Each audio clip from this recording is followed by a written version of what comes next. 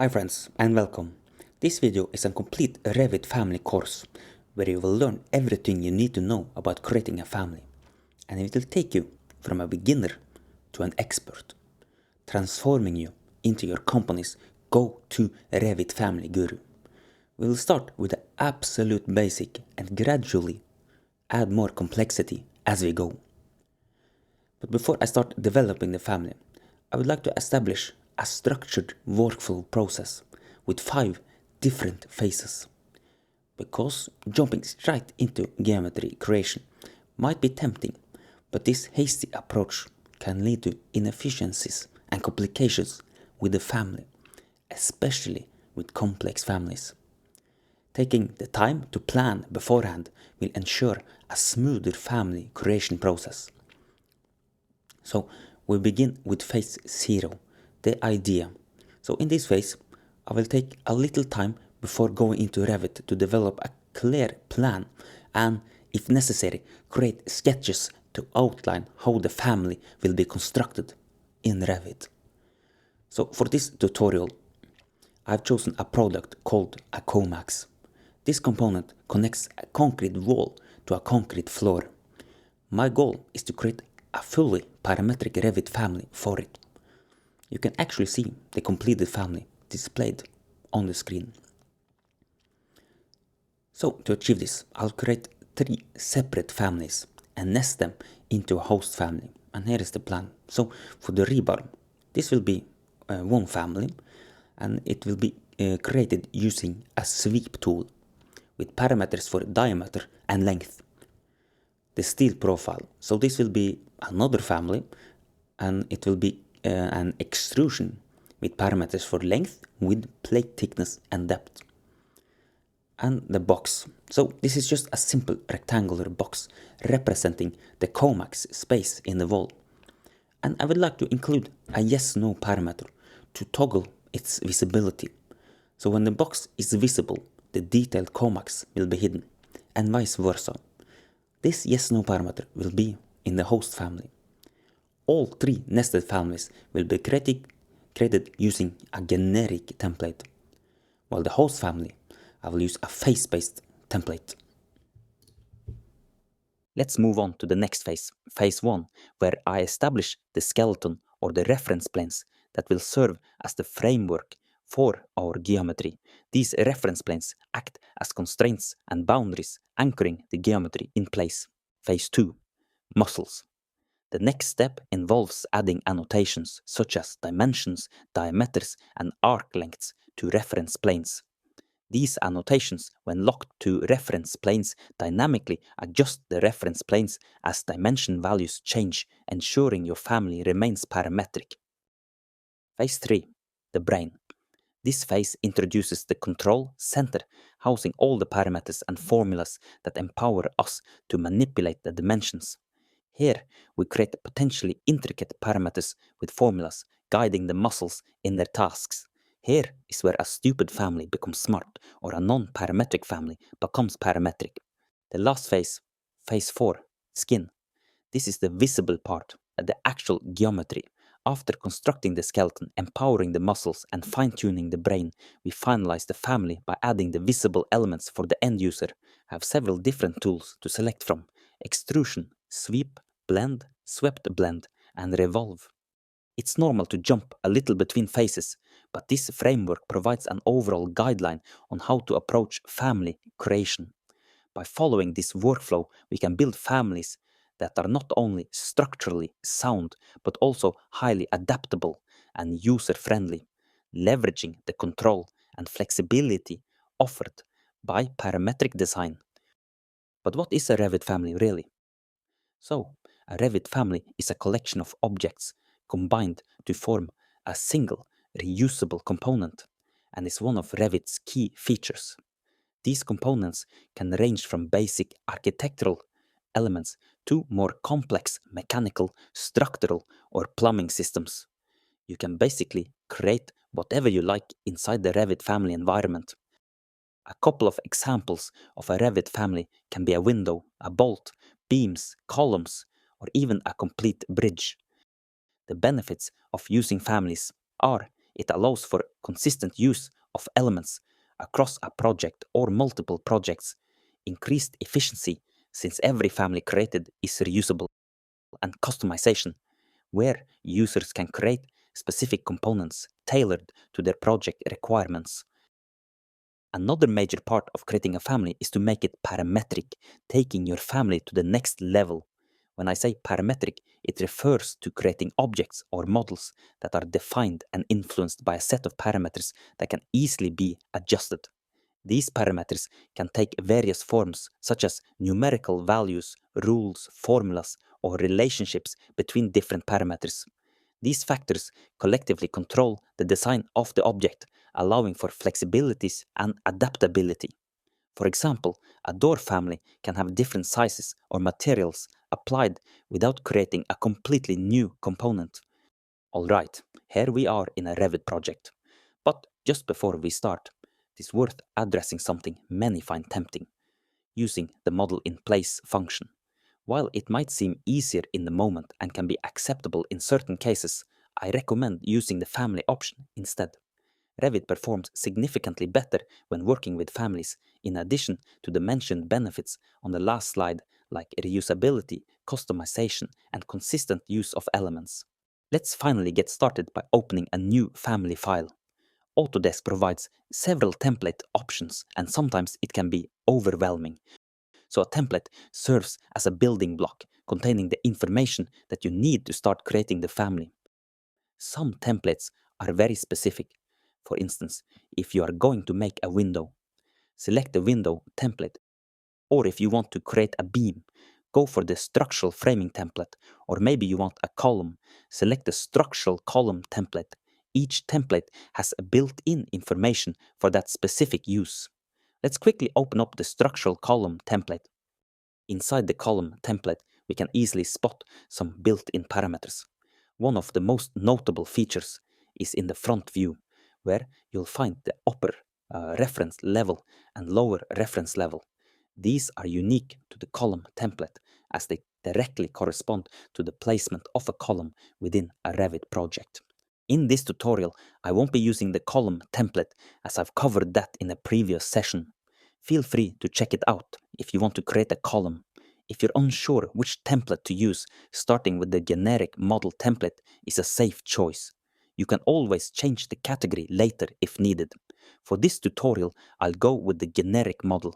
However, keep in mind that even if you change a generic model to a column category later, it won't have access to the built-in parameters that the column template would have provided if selected from the beginning.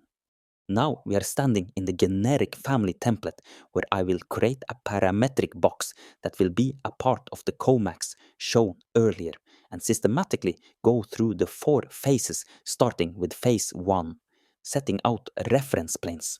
For more information about the reference plane, please jump forward to the reference plane section. Enough talk. Let's get started building this family. Find the reference plane tool in the top menu bar under the Create tab. Normally, I recommend using the hotkeys command to navigate the Revit tools. For a reference plane, it is RP. We'll place out one reference plane on the left side of the center reference plane and one on the right, one above the horizontal built-in reference plane and one below. You might see the contours of our box and the constraint of the skeleton or the geometry. Move over to the front view where I will place one more reference plane. This will be the thickness of the box. The first phase is complete, setting up reference planes. Moving on to phase 2, placing out annotation. Locate the tool in the top menu bar. Here we have several tools to select from.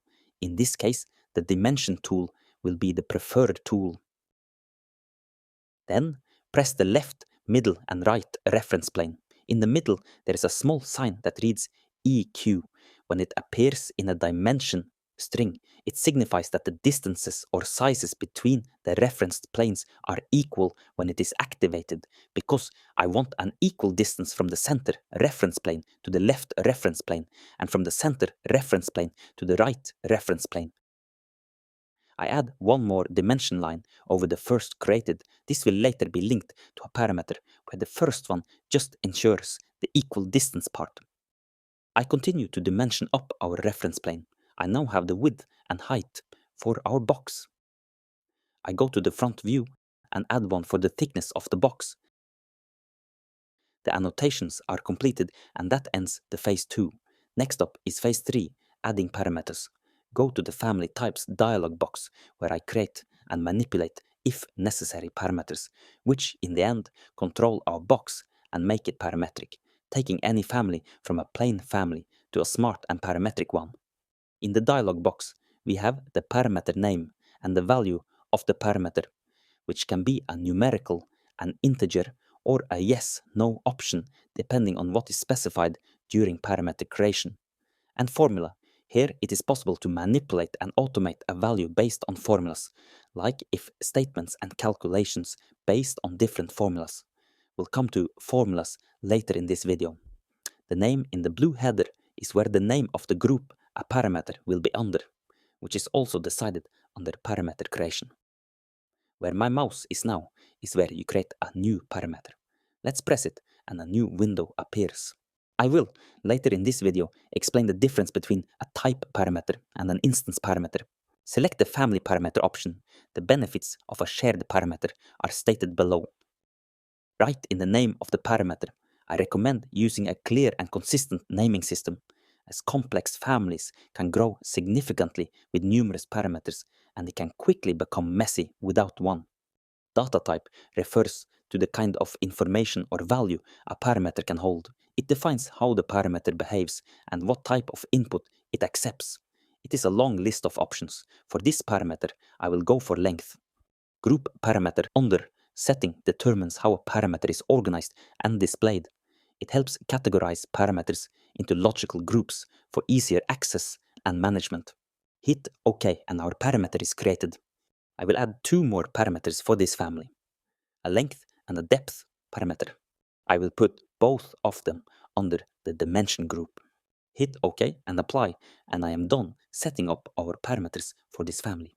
With the parameters established, the final step in phase 3 is to link them to the dimension lines created in phase 2. To do this, select the dimension line, go to the menu bar and locate the label section. In the drop-down menu, you'll see the parameters I just created. Select the appropriate parameter for the dimension line. I can now modify the length parameter either by selecting it directly or by editing its value. Let's try entering 2000 directly into the dimension line and observe the results. Because the reference planes are tied to the dimension line, they automatically adjust their position based on the updated value. More importantly, since this value is linked to a parameter, it can also be changed by editing the length parameter. To do this, open the Family Types dialog, the control center of the family, and update the value to 1500. Perfect. Change it back to 2000. Go back to the plan view and proceed by connecting the remaining dimension lines to parameters.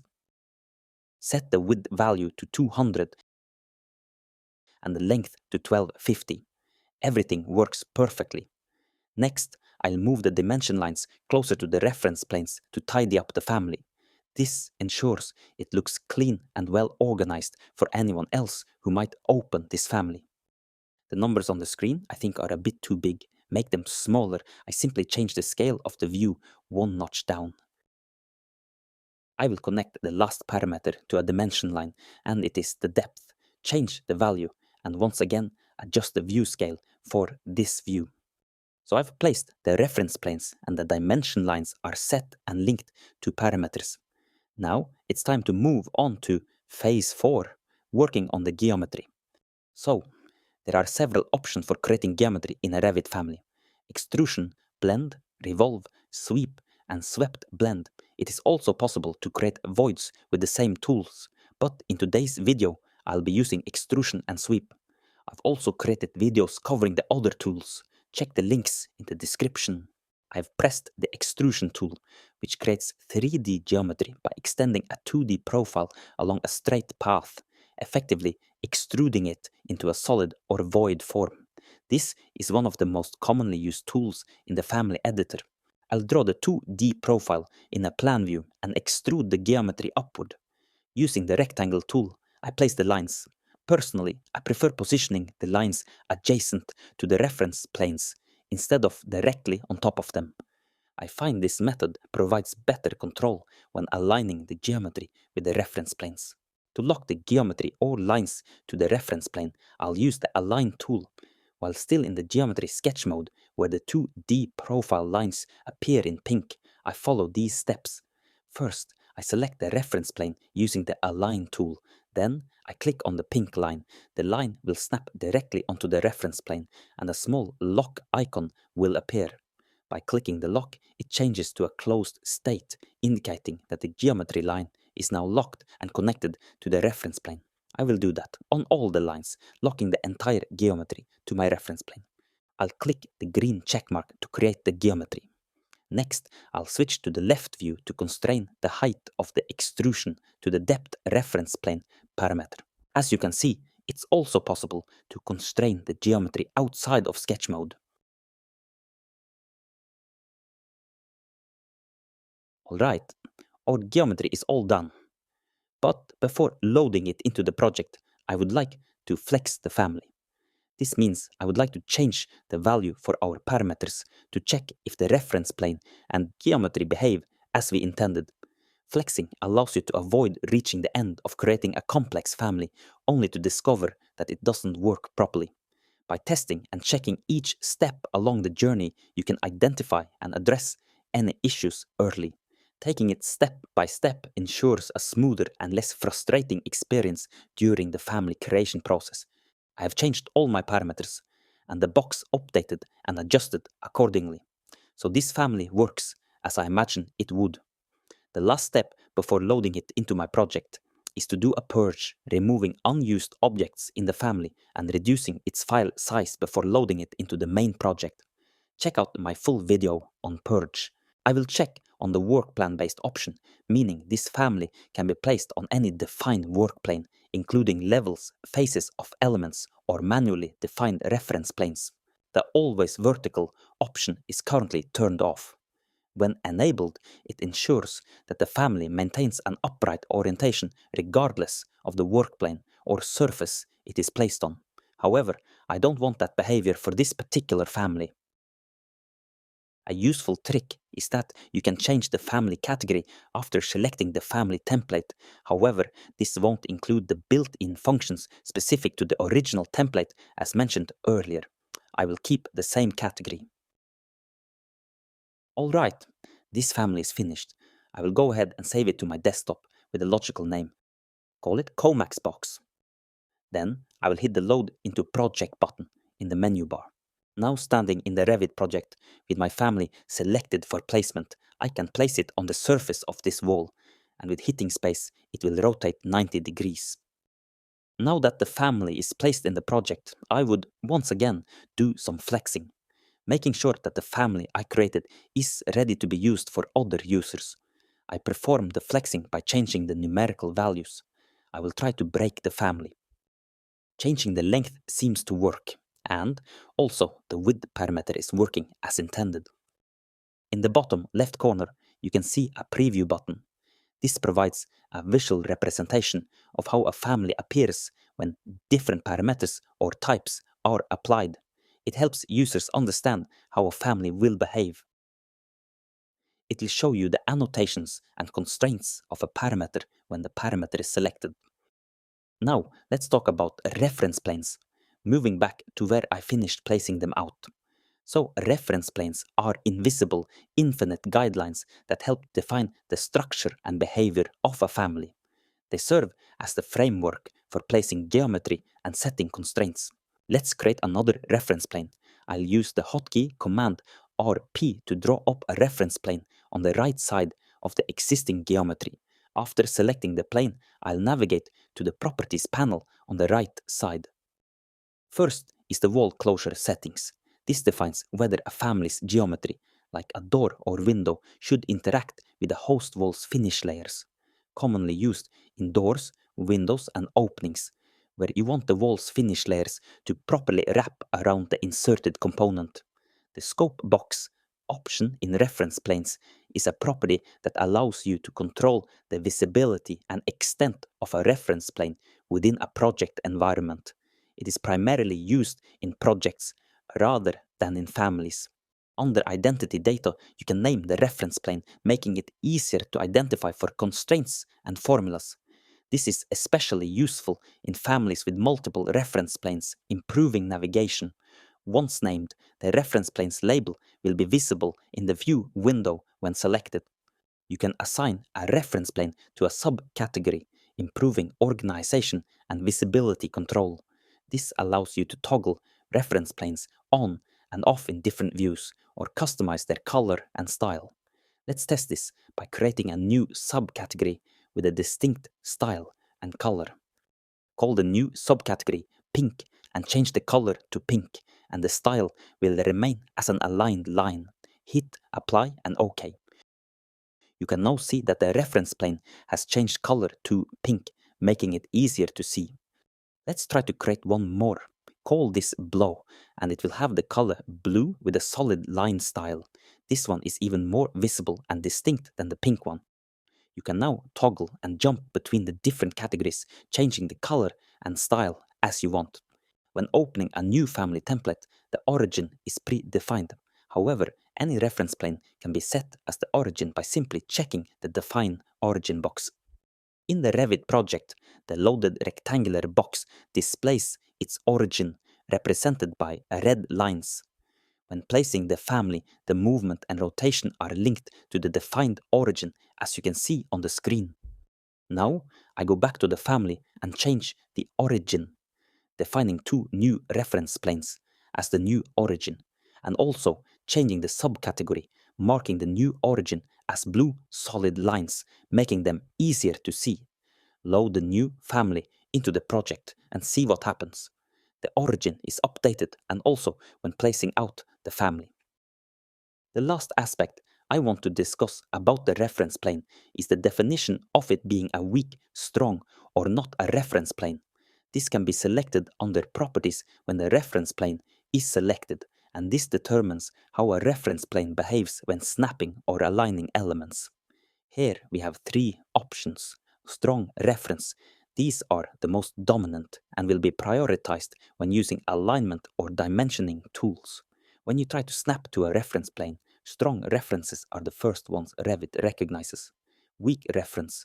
These reference planes are selectable for alignment and snapping, but they have lower priority than strong references. If both strong and weak references exist in a family, Revit will prioritize snapping to strong references first. Weak references are useful for secondary alignment options without making them the default snap points. Not a reference, these planes do not appear as snap points or alignment guides in the project environment. They are mainly for internal organization and constraints, but won't interfere with modeling workflows. Left, center, right, and front all behave as strong reference planes. Here's a quick demonstration. First, I'll use the dimension tool. When working with a strong reference, it easily snaps, allowing me to place a dimension line. However, if the element is not a reference, snapping isn't possible, meaning I won't be able to place a dimension. For a weak reference, I can snap and place the dimension line, but if a weak reference plane is positioned next to a strong one, the snapping will naturally prioritize the strong reference plane. When using the align command, there is a small difference if aligning to a weak or strong reference plane. For the weak one, the whole family will move to the line, but for the strong reference plane, the family will rather extend or be stretched to the line. Moving on to explain the difference in type versus instance parameter. Open up the Family Types dialog box and hit the Create a New Parameter button. Here we need to decide if the parameter should be a type parameter or an instance parameter. Also have the option to turn on the reporting parameter if the instance is turned on. This is a special type of parameter that retrieves and displays values instead of being manually set. It is used to drive other parameters by automatically measuring dimensions or relationships within a family. Can be used in formulas and schedules. So an instance parameter enables you to modify the parameter value separately for every instance. This means you can change a specific parameter in another instance of a family without affecting the original family. When I change an instance parameter, it only affects one of the objects. The other ones are not affected. They exist independently of each other, and every placement of this family is unique. Works great if you have many different objects of the same shape, while a type parameter applies to all elements of that family type. They are linked together, and if you change the value of a type parameter, it updates every instance of that type in the project. It is also possible to change the parameter classification after it is created. You can see if the parameter is an instance when it says default after the parameter name. It's also possible to have both instance and type parameters in the same family. This might be good sometimes, but the drawback is you will not be able to create formulas. A type parameter cannot be in a formula for instance parameters, and the other way around. Time for a quick demonstration. Type versus instance parameters. One key difference is how they appear in the properties menu. Instance parameters are directly accessible, while type parameters are found under edit type. Let's test this by changing a type parameter. I'll adjust the width to 100. When I hit apply, all instances update instantly because they share the same type. This is especially useful when working with multiple similar elements like windows or doors. Instead of updating each one individually, a single change applies to all, keeping them linked and consistent. Now, let's change an instance parameter. I select one of the objects and adjust its width. Only the selected element is affected. Next, I modify the length of another element. And once again, the other two remain unchanged. This happens because the family's length parameter is set as an instance parameter, meaning it applies only to the selected object. One advantage of using a type parameter is the ability to create multiple family types with predefined dimensions. This is especially useful when designing a family based on a datasheet, where the length, width, and depth are fixed according to the manufacturer's specifications. Alright, let's move on to part 2 of this tutorial. In this part, we are doing some more advanced family creation with nested components, sweeps, if statements, formulas, yes-no, visibility, parameters, and arrays. The first component I'll create is the steel tray using the extrusion tool. But first, I'll begin with phase 1, placing the reference planes, as we discussed earlier in this video. Notice that I am standing in the front view while setting up the reference plane. This is because I want the tray to be extruded along the XY plane with its 2D profile sketched in the front view. Moving over to the plan view, where I will set up reference planes that will decide the length of our geometry. I want the length of the geometry to be automatically distributed evenly around the center line. When adjusting the length parameter, it will expand equally in both directions from the center line. To ensure this, I check the EQ constraint. Here, I'm using only the aligned annotation, but there are several other options to choose from, such as angular, radial, diameter, or arc length annotations, depending, of course, on the geometry and the parameters you want to define. The annotations I've added indicate the width and thickness of the geometry. The thickness will later be linked to a single parameter. The final annotation represents the tray's depth, determining how far into the concrete wall it will be positioned.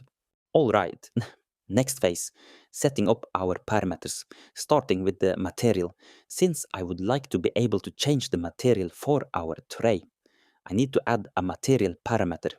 For this parameter, it is important to set the data type to material and finishes, and it will automatically be placed in the correct group. The data type determines how the parameters behave and what kind of values they can store. Choosing the right data type ensures accurate calculations, constraints, and information flow. One thing I like to do is place the most frequently used parameter at the top of the parameter list. By selecting the parameter and using the small arrows, I can easily rearrange the order to my preference. I'm done setting up the parameters. The next step is to link them to the dimension lines. Without this connection, the parameters won't have any effect. To connect them, I select a dimension line. In this case, I select several by holding down the Tab key. Then go to the top menu bar and select the correct parameter from the drop-down menu, which in this case is the thickness. Connect the final dimension line, length, before moving on to the next phase, creating the geometry. I'll use the extrusion tool once again to draw the 2D profile. Personally, I prefer positioning the lines adjacent to the reference planes instead of directly on top of them. I find this method provides better control when aligning the geometry with the reference planes. Make sure to lock the geometry or lines to the reference plane by clicking the small padlock icon. Connect the final lines to the reference planes and click the green checkmark to complete the geometry. Then switch to the plan view to finalize the parametric design by aligning the extrusion of the 2D profile with the reference planes representing the trace length. The final parameter connection I'll make to the geometry is the material. Select the object and go to the Properties menu. Under Material and Finishes, you'll find the material. You can either pre-define the material within the family, or, like I will do, connect it to the parameter by clicking the small button on the right that says Associate Family Parameter. A window will pop up, and the material parameter with the correct data type will appear in the list. Select it and click OK. Before adding the last finesse, I will do some flexing. So flexing refers to the process of testing and adjusting the parameters of a family to see how changes affect its geometry and behavior. It's essentially a way to verify that your family is parametric and that the relationships between different elements, geometry, constraints, dimensions work as intended when you change input values. And it is crucial because it ensures that your family behaves as expected when it's placed in a project. I will add one little detail before creating the next part, and it is rounded edged. Have selected the geometry and clicked the Edit Extrusion. Standing in the sketch of the geometry, I can change the 2D profile of the geometry. I could add a parameter for the radius, but for this tray I won't, since the plate thickness remains fairly constant and any changes would be minimal. So I will leave it at that and hit the green checkmark, exiting out of geometry sketch mode. I will purge the family and save it. The next part of the family I will create is the U-shaped rebars. Once again, I will draw the 2D profile in the front view, starting by setting up our reference planes. One thing to avoid when creating reference planes is to draw them inside the geometry sketch mode, because when exiting sketch mode, the reference planes inside it will disappear, which means you can't use them for constraints or alignments later. The annotations are placed out, so open up the family types to set up our parameters for the rebars. I want to have the rebar width, depth, length, material, and diameter. That will have the data type set as length and the material, as discussed earlier, as material and finishes. I also set every parameter as type-based, since each instance of the nested family will have the same values. When changing the numerical value for one of the parameters for the rebar, every rebar loaded and visible will update accordingly to the number. Connect all the dimensions lines to the parameters. Without connected parameters, your family is just a static shape. When you associate a dimension with a parameter, the geometry updates when the parameter value changes. To create this geometry, I will use the sweep tool, which allows me to generate a 3D shape by extruding a profile along a specified path. The line I will sketch and align and lock to the reference planes. It is also possible to lock the edge of a line to a reference plane, which will help determine the length of my bar. Once the path is sketched and locked, I click the green check mark and move on to the next step, growing the profile. I can either select a predefined 2D metric family profile or manually grow it directly within the family, which is what I'll do. The plane where I will draw is perpendicular to the path, and the profile will be a simple circle with the origin on the sketched path. Then I'll add a diameter annotation and link it to the diameter parameter. Click OK to watch the profile follow the path and generate the geometry. However, it's not quite what I was expecting. Switch to the front view, click Edit Sweep, and then modify the path. To achieve a smoother geometry without the notch at the bend, I'll round the edges instead of keeping them sharp. This should give the rebar a more realistic appearance. Just create a circle, which I move vertically and horizontally with the Move command, and then use the Trim tool.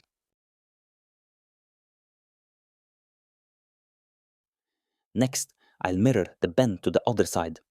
Use the Trim tool once again, and then hit OK, exiting out of sketch mode. I got an error message. I suspect the issue is that the diameter is too large. I'll adjust it to a more realistic rebar size and try again. That worked perfectly, with a nice rebar bend. Take a look at it in 3D too. Yeah, it's much better. Alright, let's take a first look at formulas and introduce how they work. Open up the family types that contain all our parameters. The formula cells are located in the column on the right side of the values. So, formulas in Revit families are used to control and automate parametric behavior within a family, and by using formulas effectively, you can create intelligent, flexible families that simplify modeling and reduce errors in a Revit project. I will create a simple mathematical equation for the rebar length. My goal is to reduce the number of manually end user inputs by creating a formula for the rebar length. I want the rebar length to be controlled by the diameter. So I go to the formula cell for the rebar length and type in the parameter name diameter and multiply it with 50. When hitting enter, the eye will no longer be able to manually type in a value. This will be automatically calculated based on the diameter. In this case, it is 12 multiplied by 50, which is 600. So when I change the diameter to 10, the rebar length updates automatically. These mathematical equations can be as long and complex as you want. I kept it simple for now for the sake of the example. I will be doing more formulas later. When changing a parameter from a manually adjustable value to one driven by a mathematical formula that updates automatically, I prefer to categorize such parameters under the other category. In general, it's important to organize your parameters. Make sure to have a solid system. For example, one rule can be to place parameters that the end user will not use in the other category. Alright, the rebar U-shaped family is done. Do a quick purge and save the family on the desktop. Start a new family with a generic face-based template.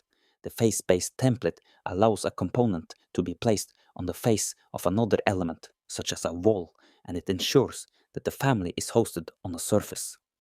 This family will be the host family for all the other families created up until now. They will be loaded into this family, making them nested. We'll proceed by setting up our reference plane and dimension lines, like we have done a couple of times in this tutorial. These reference planes will constrain the nested families I will soon load in and be the framework for the array I will set up. So this is the U-shaped rebar we have just created. This is a normal family. But once I load this family into another family, it becomes a nested family or a nested component. Simplified, it's a family inside another family, and the benefits of using it are plenty. For example, complex geometry functions as a single unit, allowing for overall control in relation to other elements and enabling constraints to reference planes. For example, in our U-shaped rebar, once nested, no reference planes are visible. It becomes a single component. Nested families are especially useful for repeated components, such as when setting up an array family, where using a nested component is almost essential. I'll demonstrate this later in the video. In general, breaking down complex elements into nested components helps keep the host family cleaner and more organized. Now, back to the family. Currently, end users cannot access the parameters of nested families. Once the host family with the nested families is loaded into the project, to make them accessible, we need to connect the parameters from the nested family to the host family. This process can be tricky and mistakes are common. I'll walk through how it works. starting by creating the same parameters inside the host family that we want the end user to control from the nested family. As a general rule, when working with parameters, avoid special characters when naming a parameter, as they can interfere with formulas and cause unexpected issues in the model.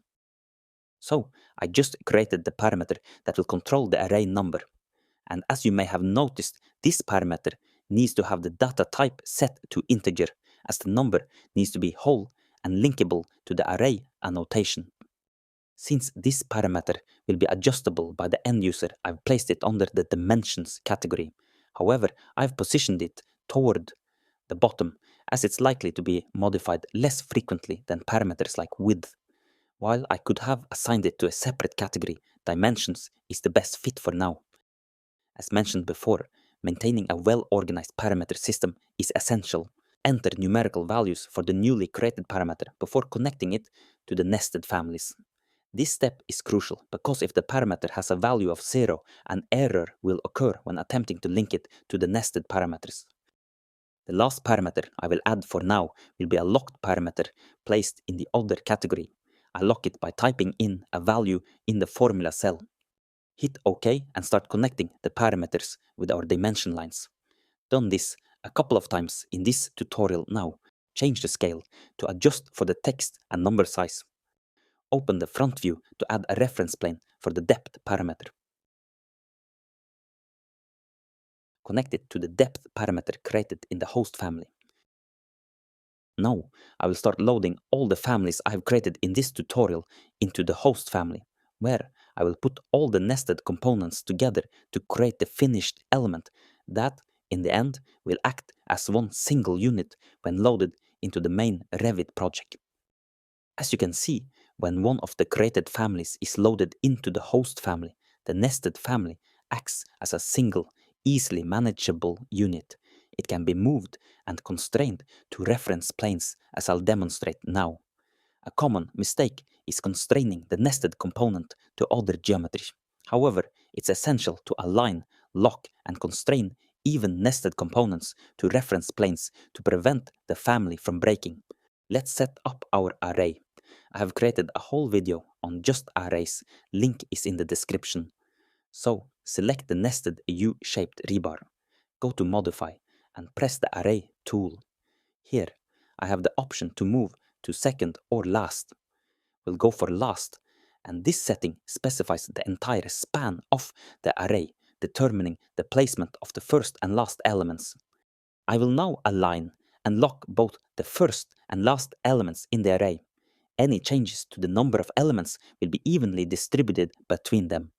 Next, I select the annotation for the array and go to the top menu bar where the label option is located.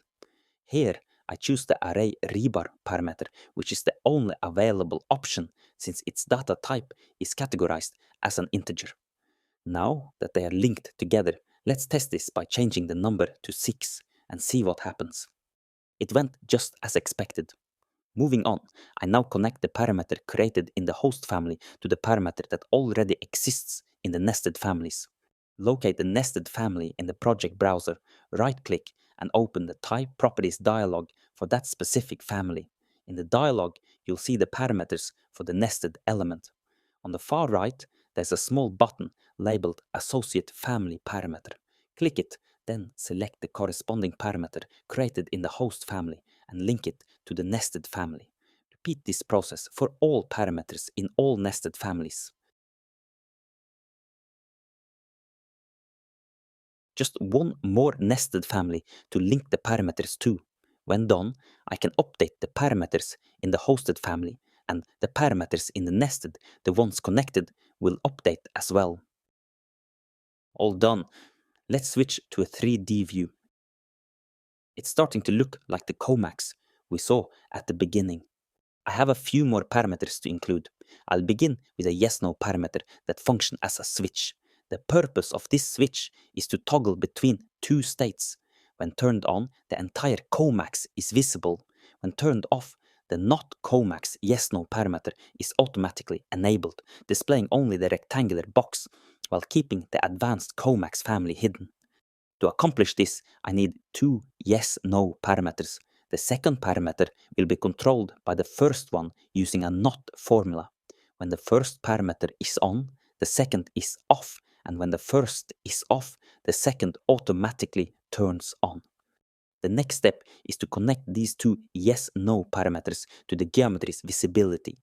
I begin by selecting the rectangular box, then navigating to the Properties menu. Under the Graphic section, there is a built-in visibility parameter for the geometry, which is automatically enabled. I click the little button on the right. A pop-up window appears where I can choose from the two newly created yes-no parameters. I change the visibility for the rest of the geometry. For the array, I need to click Edit the group and change it for only one of the rebars. The rest will automatically do the same as the first one. Now, I'm going to turn on the preview visibility to visualize the effects of visibility controls of family objects. Great to use when you would like to flex your visibility parameters without loading the family into Revit. Perfect. One of my goals when creating a family is to ensure it's robust and error-free, so the end user can't accidentally break it. Changing parameters should never cause errors or unexpected behavior. Plus, everything should integrate seamlessly into the project without needing to open the family editor separately. I'm now working on making this family bulletproof. The first step is to create a formula for the rebar width, making sure it always stays within the total width of the comax. I'll do the same for the rebar depth, setting it as a constant 150 millimeters. These parameters will be placed in the older group, running in the background of the family, never to be modified by the end user. On final parameter will be added. It will include an if statement to keep the diameter never to exceed 16 millimeters. This sets 16 as the maximum value the end user can input. Let's write the if statement. We start with the equal sign followed by if. First, we define the condition the diameter must be greater than 16. The diameter value comes from the diameter parameter which the user can modify. Next, we add a comma and the number 16. If the condition is true, meaning the diameter is greater than 16, the return value will be 16. For example, if the user enters 20 as the diameter, the if statement will return 16. Then we add another comma, followed by diameter. If the condition is false, meaning the diameter is 16 or less, the if statement will return the actual diameter value. For example, if the user enters 10 as the diameter, the if statement will return 10. Now the if statement is complete. Turns out I forgot to capitalize the D in diameter. It's important to use the correct parameter name. Let's test it out to make sure it works. When typing in a value lower than 16, it returns the lower value where the if statement is, in the X diameter parameter. But when I type in a greater value, it returns 16. The if statement works just as intended. I just need to update the diameter link in the nested family to reference the new diameter parameter. The link is updated. Let's type in 20 in the diameter parameter to see if the geometry updates to 20 as I don't want it to do. Great, now the rebar won't have a greater diameter than 16. Purge the family, load it into the Revit project and place it on the concrete wall. Zoom in a bit. Yeah, I see I forgot something here. Jump back into the family editor and switch to plan view. I need to quickly add a void to remove the concrete wall where the comax is placed. Create a rectangular void, position it correctly, align and lock it so it matches the comax family's size. A little side note, keep it simple. Don't make the family do so many things that it makes the user experience horrible. Keep it simple and strip it down. Not too complex with hundreds of parameters, not too big of a file size.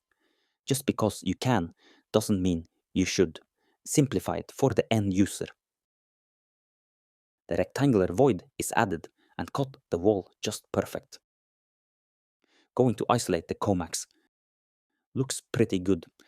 Let's add material to comax. Open the type properties. Click the three dots to open the material browser. From here, I can either select a material from my library or import a new one from the Revit library. I'll choose the latter and import the steel S355. After clicking Okay, my plate in the Comax is now assigned that material. Now I'll select a material for my rebar as well. The last task I will do in this tutorial is to flex my family. So I will test it out and try to break it by changing all the parameters I have created and see how my family responds. Just the last check before publishing it to my local company firm. And that wraps up this tutorial. If you found it helpful or learned something new, feel free to give it a like or leave a comment if you have any questions or suggestions.